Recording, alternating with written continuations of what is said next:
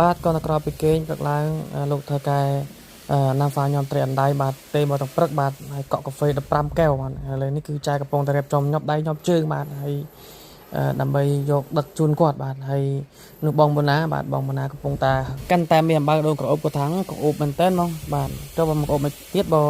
យើងដាក់សិតតែដូងក្រអូបសុទ្ធ100%បងប្អូនណាហើយលើកំពុងតែរៀបចំជូនគាត់ហើយគាត់មិនត្រឹមតែកំងកាហ្វេទេបងប្អូនណាគឺគាត់កំងអង្គបាទយកអង្គ2Bបាទយកអង្គ2Bគឺអង្គផ្កាខ្ញីបាទគឺតម្លៃជូនក្នុងតម្លៃពិសេស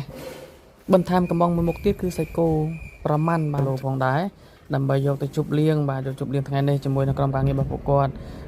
នេះគឺជាទស្សនវិជ្ជារួមឃ្លាំងរបស់គាត់បាទនៅពេលដែលយើងចូលទៅដល់ឃ្លាំងគាត់ភ្លាមបាទហ្នឹងគឺបាទនេះទស្សនវិជ្ជារួមឃ្លាំងរបស់គាត់បាទ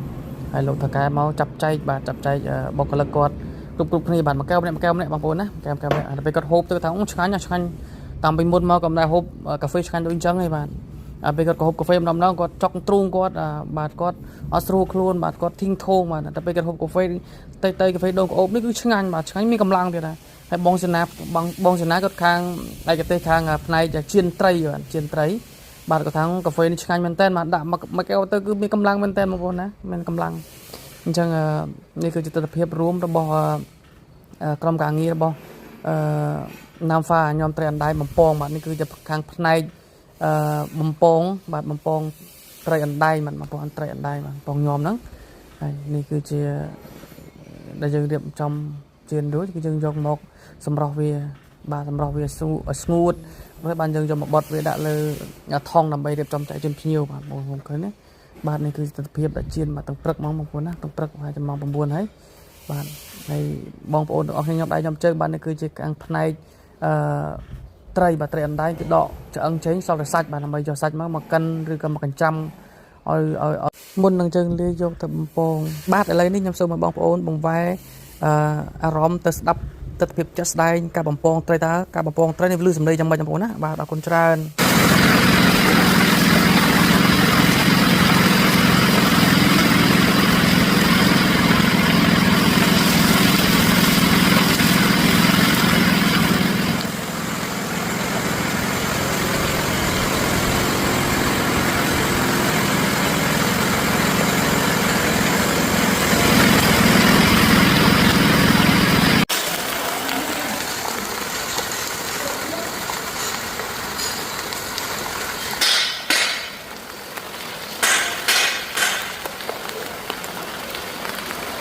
បាទអរគុណពុកម៉ែបងប្អូនទាំងអស់គ្នាដែលបានទស្សនាវីដេអូនេះតាំងពីដើមរហូតដល់ចប់ពី